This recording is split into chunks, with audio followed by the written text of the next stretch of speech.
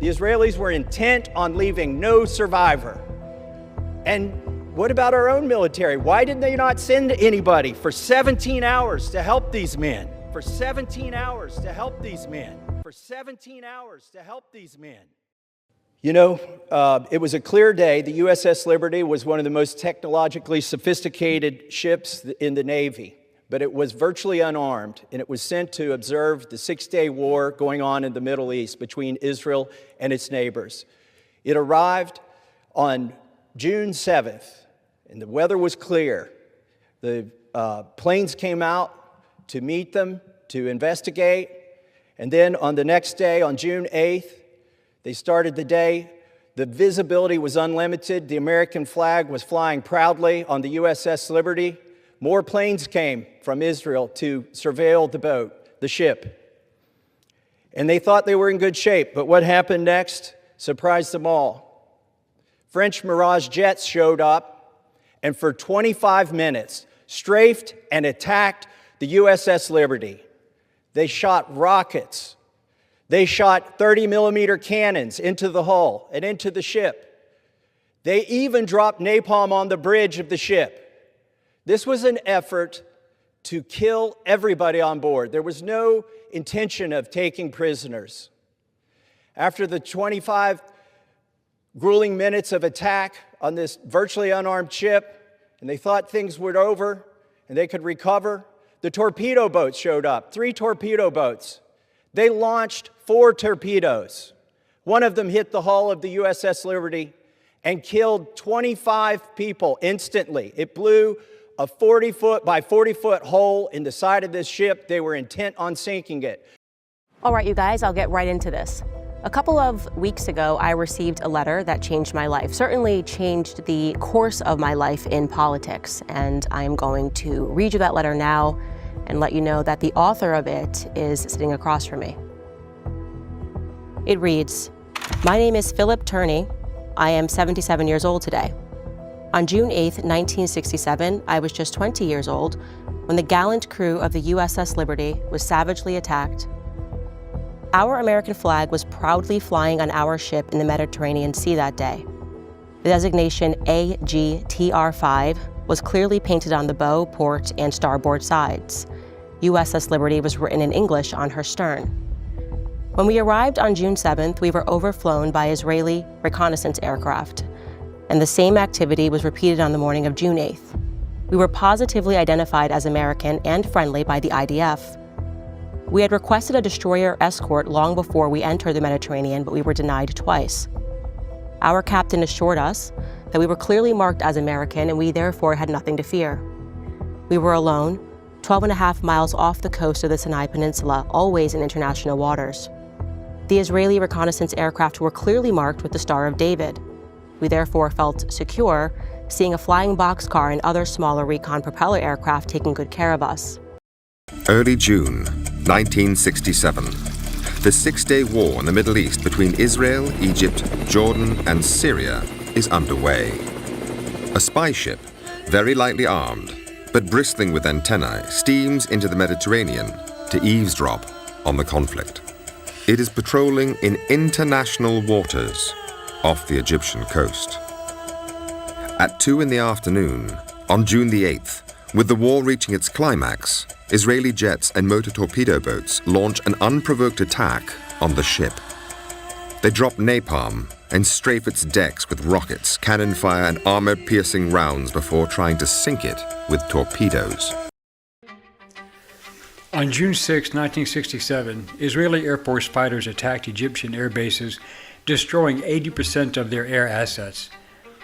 By June 7th, the air forces of Jordan and Syria were also destroyed, mostly on the ground, but the war was being monitored.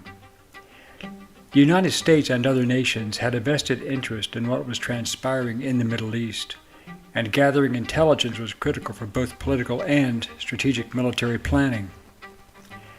What was the USS Liberty? Why was it in the Eastern Mediterranean Sea during the Six-Day War? Why did Israeli air and naval forces attack an American ship? Why was so much effort put into the cover-up after the event? Can I explain the USS Liberty incident? Sure. So the USS Liberty incident is very frequently used by anti-Semites to suggest that Israel deliberately targets American ships and then pays no penalty. So both American naval records and Israeli Air Force records suggest that there was a case of mistaken identity wherein USS Liberty was in the Mediterranean in a place they were not supposed to be. Israel thought that it was an Egyptian ship and shot it. That's the actual full story. Now, there are a bunch of conspiracy theories on actually both sides of this. There's a conspiracy theory on the American side that suggests that Israel, for no reason that can be discerned, decided to shoot up an American ship to accomplish no one really can explain what. And then on the other side, there is a theory that I have not seen a lot of support for, that the USS Liberty was being used as a transmission vessel to send Israeli military locations to the Egyptians during the 1967 war, and Israel knew that and shot it. Again, I think the evidence is lacking on both of those things. Again, there have been multiple naval investigations of the USS Liberty incident. They all come down on the same side, which is that this is a mistaken case of allied, quote-unquote, friendly fire. But they were also intent on not having a single survivor. According to eyewitness accounts, the Israelis machine gunned the lifeboats that they put down. They machine gunned the firefighters who were on the deck. They were bringing the wounded and the dead to the mess hall to triage them. They had one doctor who was trying to help them all, put a few stitches in. It was harrowing, and it's amazing. If not for that crew, that boat would have sunk that day. But it still wasn't over. Helicopters showed up, combat helicopters. And the USS Liberty, even though their signals were being jammed by the Israelis, got a signal out. And there were ships that tried to respond. The USS Saratoga, the USS America sent planes. Both of them sent planes to help the USS Liberty. And something happened that's never happened before. A ship under attack, the planes were recalled. This has never happened before. And they sat there for 17 hours. 34 dead, 174 wounded, out of 294 crew members. That's over 70% casualty rate, unheard of. The Israelis were intent on leaving no survivor. And what about our own military? Why did they not send anybody for 17 hours to help these men? The whole thing is, when your own government betrays you, it still betrays you. And every congressman betrays you, say, what you saw, you really didn't see. What you heard, you really didn't hear. That's pretty bad. They're calling us liars, Nazis, and Jew haters, our own Congress. And I tell you what, I'd like to call out Charlie Kirk and Ben Shapiro with this conspiracy theory stuff. If you think it's a conspiracy, debate me live on TV. I'd be glad to debate you, and my shipmates will be there too if you want them. Debate us if you think it's a conspiracy theory. Or do you have the courage? I don't think you got the courage. I think you're cowards. Another problem was the identification issue, in that the Liberty, at 10,150 tons, was 5 times larger than the ship they claimed to have mistaken for the Liberty. Both ships had totally different profiles. In addition, if the attack was a simple error, why were the Israeli jets unmarked, bearing no Israeli symbols, carrying no national identification, in violation of international law? Had the F-4 Phantoms from the Saratoga not been recalled, the torpedo boats would not have been able to engage, and the majority of the men would not have been killed and wounded. The official American position was that Israel called and said that they had recognized their mistake and the attack was over. So therefore, in response, McNamara recalled the jets. However, the attacks were then renewed for another 80 minutes. This was a strange development, since the U.S. Embassy in Tel Aviv reported that the Israelis had attacked a ship, but the nationality of the ship was yet undetermined by Israel. If this was true, how would McNamara know to recall the Phantoms, and that it was in fact the Liberty?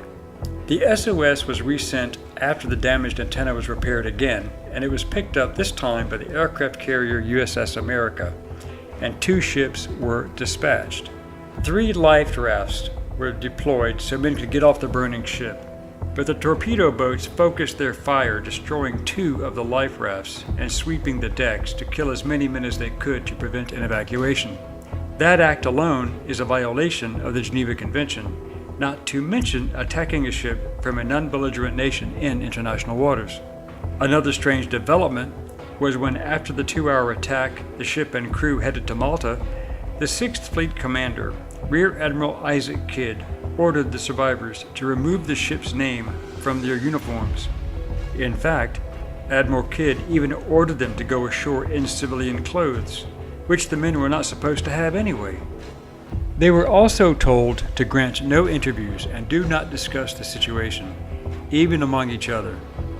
Otherwise, they would face court-martial and prison, or, even worse, for violating national security. The attack began at 2 o'clock on a beautiful, bright, sunny day by French-made Mirage and Mistral jets painted black with no markings.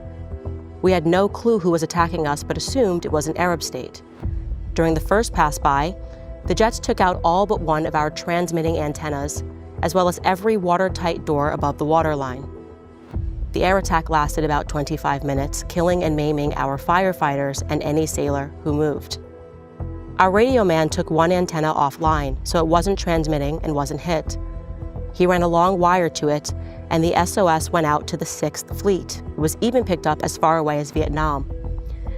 Rockstar, Rockstar, under attack by an unknown jet aircraft. Help us, help us. Captain Tully, skipper of the USS Saratoga, sent jets to come to our aid. Before the jets hit the horizon, they were recalled by Secretary of Defense Robert McNamara. Captain Engen of the USS America and Tully relaunched more aircraft to aid us. They were also recalled, this time by Lyndon Baines Johnson himself. He said, quote, "I don't care about a few dead sailors. I will not embarrass my ally, Israel. Return to base immediately," end quote. How did he know who was attacking us if we did not? We were set up by our own government to let a foreign government have their way with us. The IDF even dropped napalm on the bridge of our ship. How low they would go, we would soon find out. 3 motor torpedo boats headed our way, and 1 torpedo hit our starboard side. We saw the Star of David on the boats. They were there to sink us. The attack continued for another hour and a half. Attacking jet aircraft destroyed all but 3 of our life rafts, which we had put overboard.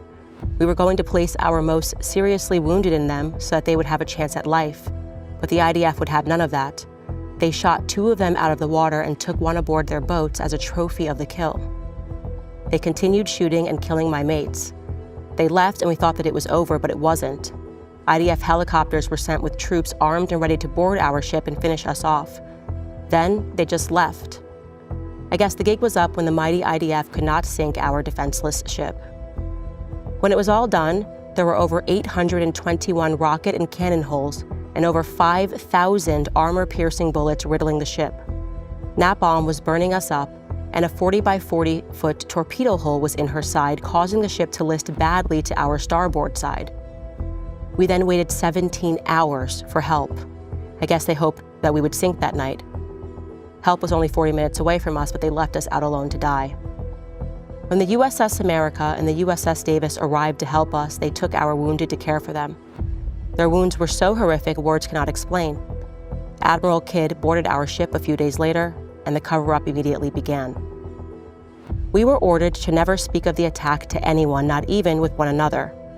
Penalties would be fines, imprisonment, or worse, and we all knew that worse meant death. We have been treated like garbage for the last 57 years. Congress has been bought and paid for, with the exception over the years of a few brave lawmakers. Their names are Representatives Pete McCloskey, Paul Findley, and Jim Traficant. As the courageous Rep. Thomas Massey has noted, all Republican members of Congress except for him have AIPAC handlers. We can assume this is also true of nearly all Democrats. We are the most decorated ship in naval history for a single engagement. I believe God saved us that day to allow us to communicate the truth of this attack to leaders like you. We give all power to Jesus Christ. We are just his servants that horrible day and now. The USS Liberty survivors are the biggest whistleblowers this country has ever seen. We have been smeared as anti-Semitic, Jew haters, and Nazis. Our only sin is that we survived. We didn't kill anyone. Israel did all the murdering that day, and the U.S. government did all the covering up. I'm asking you to help us save America by telling all of the facts about the slaughter of my mates. We are begging you to support us. Respectfully, Phil Turney, the president of the USS Liberty Veterans Association.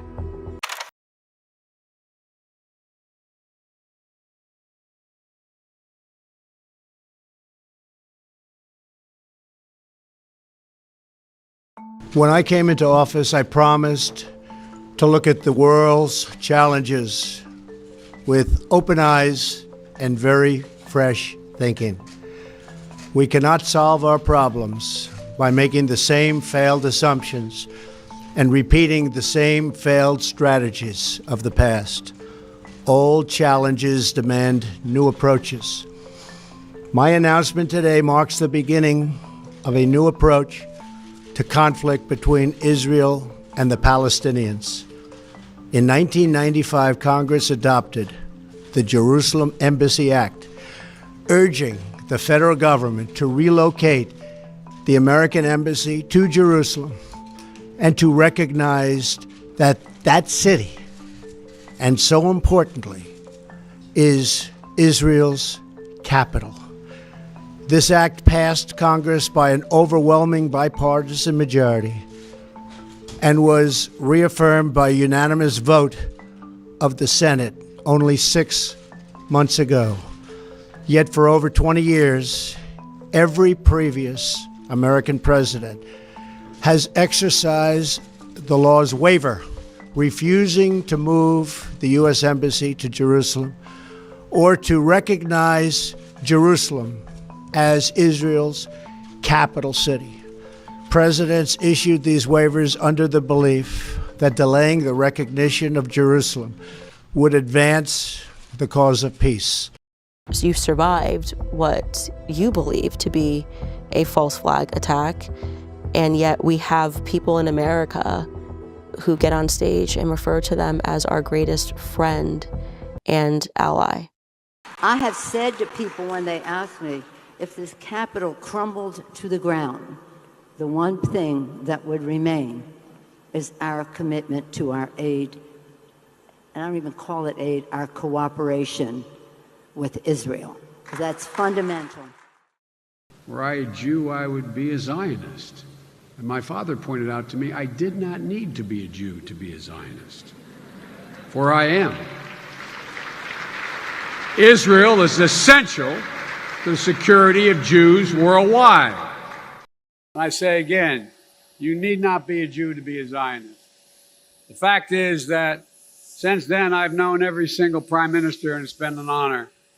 Formed strong working relations with each of them. And now, this is my 10th visit. Every chance to return to this great country, where the ancient roots of the Jewish people date back to biblical times, is a blessing. Because the connection between the Israeli people and the American people is bone deep. You survived what you believe to be a false flag attack, and yet we have people in America who get on stage and refer to them as our greatest friend and ally. You just like me because my daughter happens to be Jewish, right? She has a great husband, Jared, and I'll tell you what, Ivanka could not be happier, and she's very proud. The only bad news, I can't get her on Saturday. I call and call. I can't speak to my daughter anymore on Saturday, but that's okay. Oh, beautiful. That's beautiful.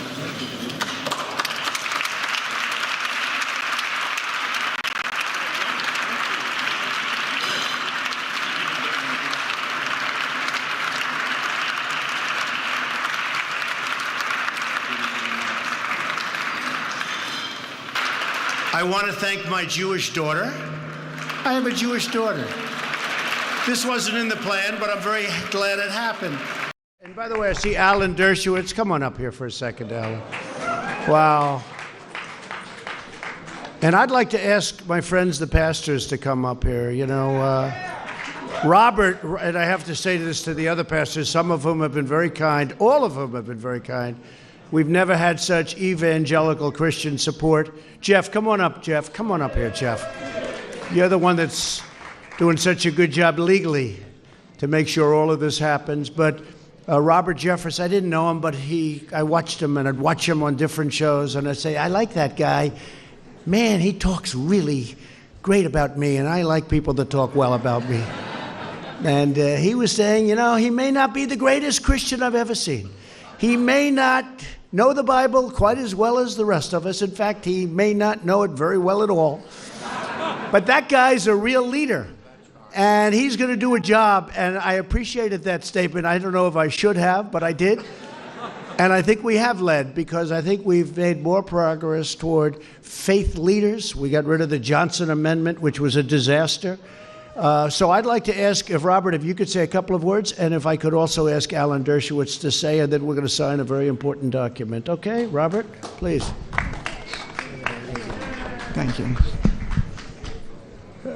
It is true. I believe President Trump is the most pro-faith president in history when you look at what he has done for people of all faiths. And Mr. President, Jewish and Christian believers alike believe what God said to Abraham in Genesis 12, that God would bless those who bless Israel, and he would curse those who curse Israel.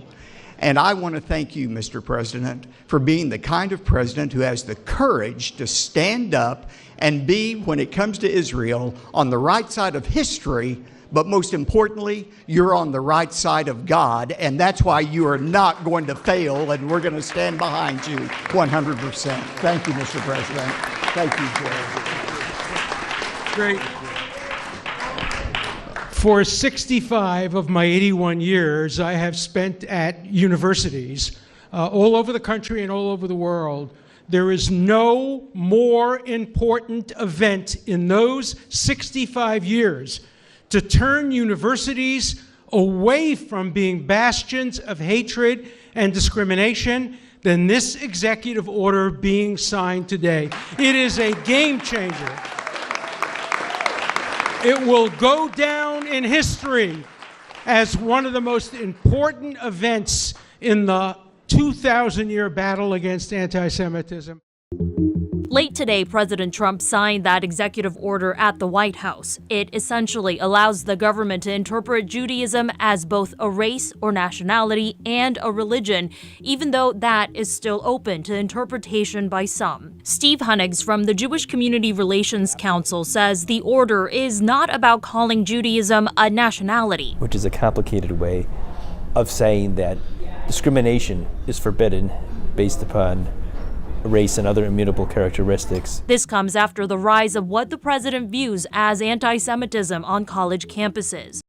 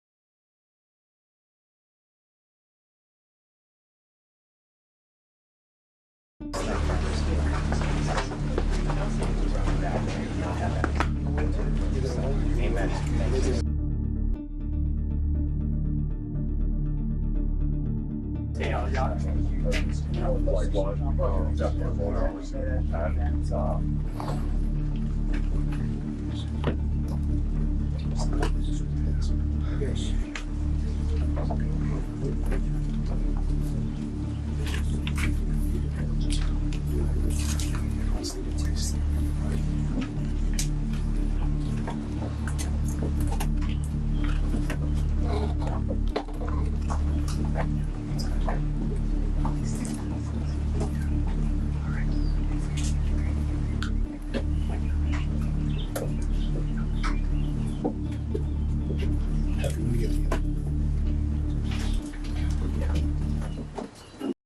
You can convert to Judaism. You can't convert to a blood family.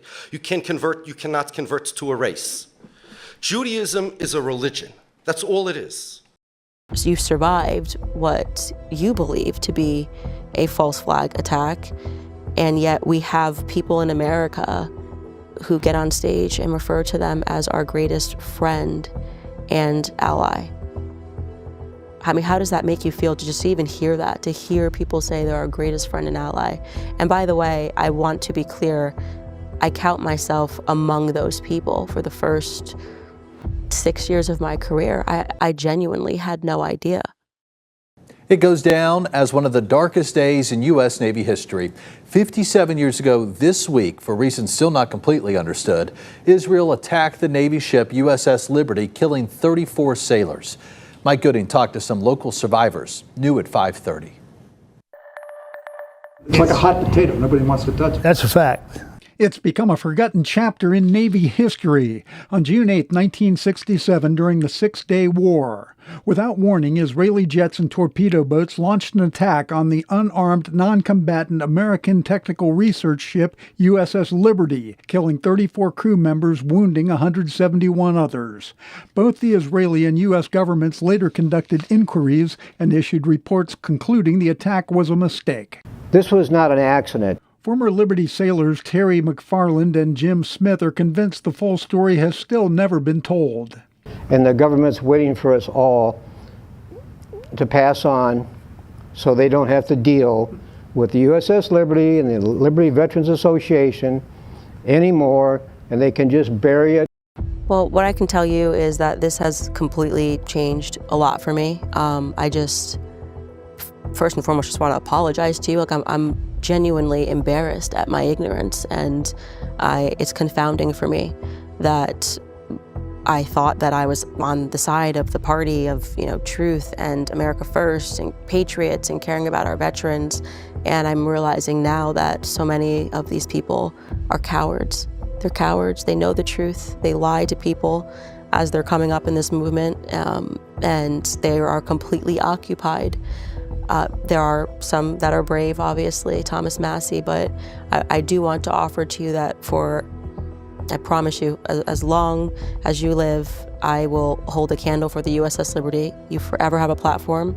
If I have a platform, I almost feel ashamed of myself that I thought to myself this year, oh my gosh, I'm getting so attacked by the Zionist media because I had a heart over the Palestinian children that were dying, and I realized I had to survive digital attacks. I mean, you survived. Yeah. What you survived is unbelievable. The amount of that subsidy is remarkable and a testament to AIPAC's clout on Capitol Hill. Altogether, Israel gets more than $3 billion a year in assistance from the United States. Sometimes the votes go through without a single debate, involving billions of dollars. You couldn't spend that kind of money in this country without a huge debate going on. But a foreign government gets this money without debate because simply it's just organized to get it. Why does Israel get more aid, more U.S. aid, than any other country in the world? $700 per Israeli per year, as opposed to $50 per Egyptian per year, as opposed to $2 per African per year.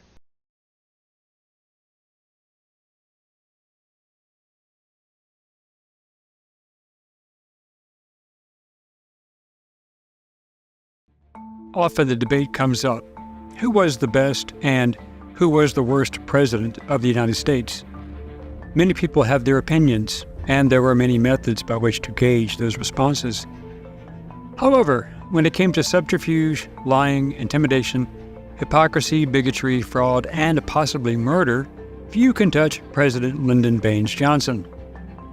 Who was Lyndon Baines Johnson? Why is he both reviled and also revered, depending upon who you talk to?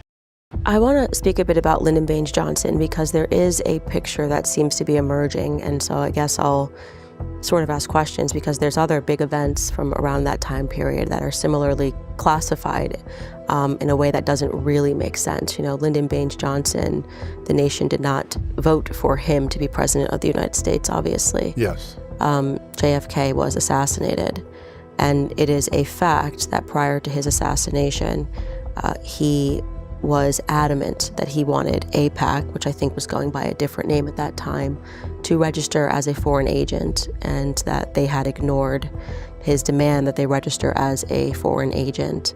And then when he was shot a couple of months later, he no longer had to register. They no longer had to register as a foreign agent.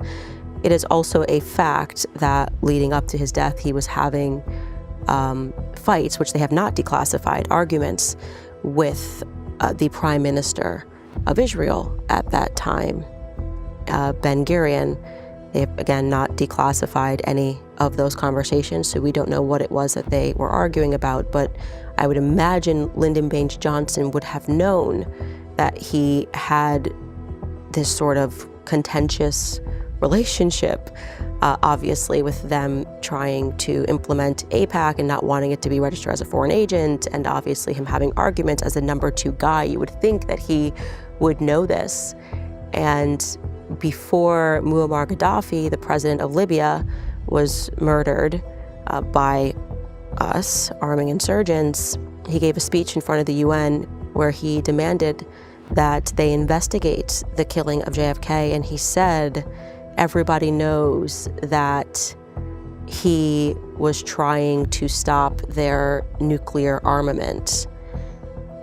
He spoke about the nuclear reactor, and he had heavily suggested in that speech in the UN that that was another, perhaps that could have been the reason that he was arguing with the Prime Minister. Of course, we'll never know.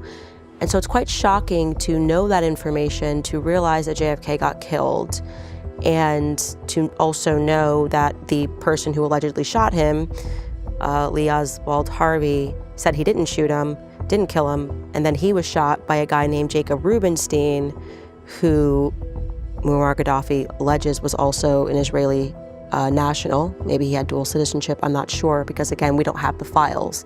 I'm just speaking about what has been said in the public sphere. It's kind of shocking that Lyndon Baines Johnson would be such an ally to Israel, so much so that he would tell people, I don't care if American sailors die, I'm not going to embarrass Israel, which means he didn't inherit JFK's frustration with the nation. He did not. He, if you remember, he says, you had a friend in JFK of Israel, but I'm going to be a much better friend. You have a better friend than you ever did. You know what, actually, I don't know if you had read this article. This really shocked me. This was published in the Jerusalem Post in 2008. The article is entitled, "A Friend Indeed." I'll just read a bit of it. A few weeks ago, the Associated Press reported the newly released tapes from U.S. President Lyndon Johnson's White House office, which showed LBJ's, quote, personal and often emotional connection to Israel. The news agency pointed out that during the Johnson presidency, the United States became Israel's chief diplomatic ally and primary arms supplier. But the news report does little to reveal the full historical extent of Johnson's actions on behalf of the Jewish people in the state of Israel. Most students of the Arab-Israeli conflict can identify Johnson as the president during the 1967 war, but few know about LBJ's actions to rescue hundreds of endangered Jews during the Holocaust, actions that could have thrown him out of Congress and into jail. Indeed, the title of righteous Gentile is certainly appropriate in the case of the Texan, whose centennial year is being commemorated this year. It then goes on and speaks about how he, while serving as a young congressman, arranged for visas to be supplied to Jews that were in Warsaw and oversaw the apparently illegal immigration of hundreds of Jews through the port of Galveston, Texas. A key resource for uncovering LBJ's pro-Jewish activity is the unpublished 1989 doctoral thesis by a student named Louis Gamelak, a University of Texas student. And he speaks about LBJ's foreign affair background in this piece, and they were able to confirm through other historians and interviews with his wife and family members and political associates that the research was accurate. It says, quote, research into Johnson's personal history indicates that he inherited his concern for the Jewish people from his family. His aunt, Jessie Johnson Hatcher, a major influence on LBJ, was a member of the Zionist Organization of America. According to Gamalak, Aunt Jessie had nurtured LBJ's commitment to befriending Jews for 50 years. As a boy, he watched his politically active grandfather, Big Sam, and father, Little Sam, seek clemency for Leo Frank. This says the Jewish victim of blood libel. He's actually, he murdered a young Catholic girl during Passover in I believe it was 1913. I'll have to fact check that. But they present him as a victim of a blood libel. Johnson's later told friends that Lyndon's family hid in their cellar, while his father and uncle stood guard with shotguns on their porch in the case of the KKK attacks. So they say that he often cited Leo Frank's lynching as a sort of his opposition. But it's interesting because people, I don't think, knew this, that LBJ was Jewish, that his aunt was involved in the Zionist organization, and also that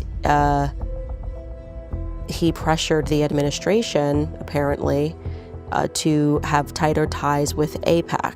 So we can probably trace, when we are speaking about AIPAC,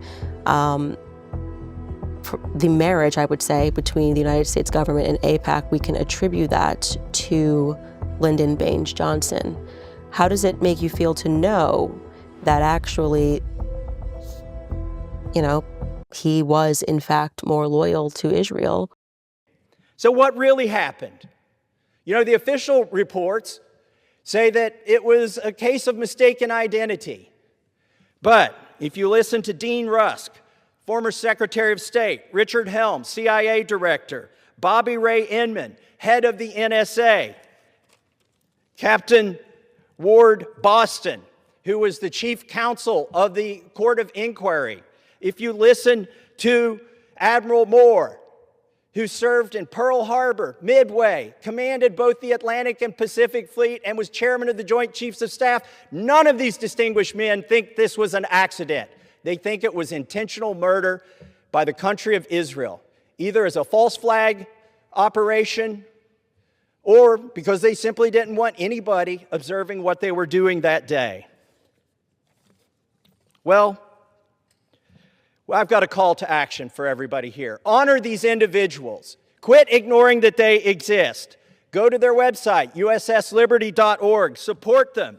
And while they're still alive, they need closure. Let's give them closure. Let's have an investigation. Let's pass a resolution honoring them. It's long overdue.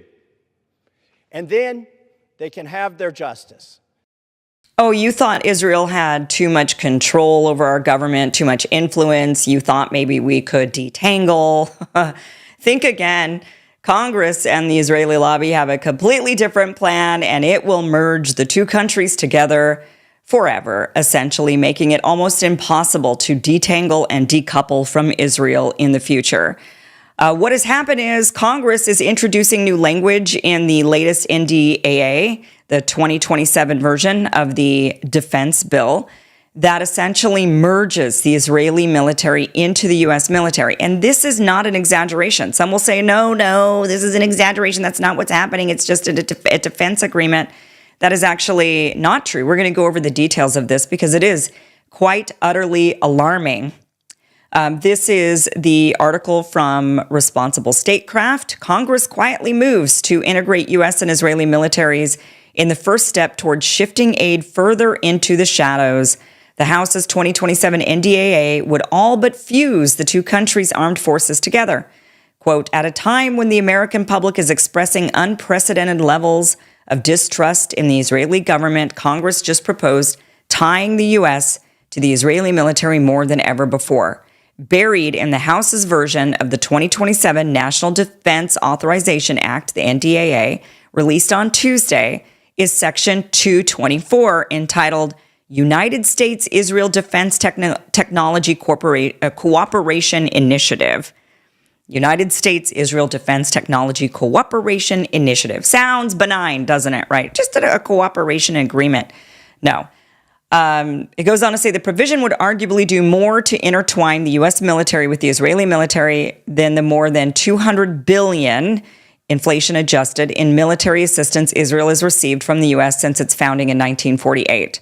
Section 224 lays the groundwork for bilateral research and development, co-production of weapons, joint ventures, licensing agreements, and seemingly every manner of U.S.-Israeli military-industrial complex cooperation, yada, yada, yada. I'm actually going to get into the actual language of the bill itself. We're not going to just take responsible statecraft's word for it, even though they're very responsible in their statecraft. But basically, I do want to read this part. They say, if fully enacted, this proposal would provide a higher level of military-industrial integration than the U.S. has with any other country in the world. To be sure, the U.S. has worked closely with its NATO partners on co-production and shared supply chains, most notably via the Defense Production Action Plan. And as the number one arms dealer in the world, the U.S. provides weapons to militaries across the globe. But that is mostly a one-way street, with the U.S. providing weapons to foreign buyers who only occasionally make parts for those weapons themselves, as is the case of the F-35's global supply chain. So in a nutshell, and again, we're going to go over the language so you can see for yourself, so that you understand fully for yourself, so that when somebody corners you at a bar and says, that's not true, that's not what it is, it's just a defense agreement like what we have with Australia and Japan and Germany, you can say, no, that's not true, because this is going to marry us forever. It's basically we're having children. That means you can never get rid of each other. So Section 224, inside of the latest NDAA, is designed to move the U.S.-Israel relationship from funding, which is what it's been for the longest time. We fund them, they buy weapons. This is moving it to infrastructure. So this isn't an aid package. Aid can be cut. This is infrastructure. This is integration. This is the creation of a bureaucratic arm inside of the Pentagon, technology, industrial, military dependencies that is us dependent on them. What's your thoughts? Please be respectful with your comments. Also, please click the like, click the notification bell, and subscribe to this channel. Listen, Genesis chapter 11 verse 10 explains the genealogy of Shem. Shem was a black man in Africa. If you repeat this back, Genesis 14 verse 13, Abraham steps on the scene. Being a descendant of Shem, which is a fact, means Abraham too was Abraham, born in the city of a black man called Nimrod, grandson of Ham. Ham had 4 sons. One was named Canaan. Here, let me do some explaining. Abraham, Isaac was Jacob had 12 sons, for real, and these were the children of Israel. According to Genesis chapter 10, these were the children of Israel. According to Genesis chapter 10, these were the children of Israel. According to Genesis chapter 10.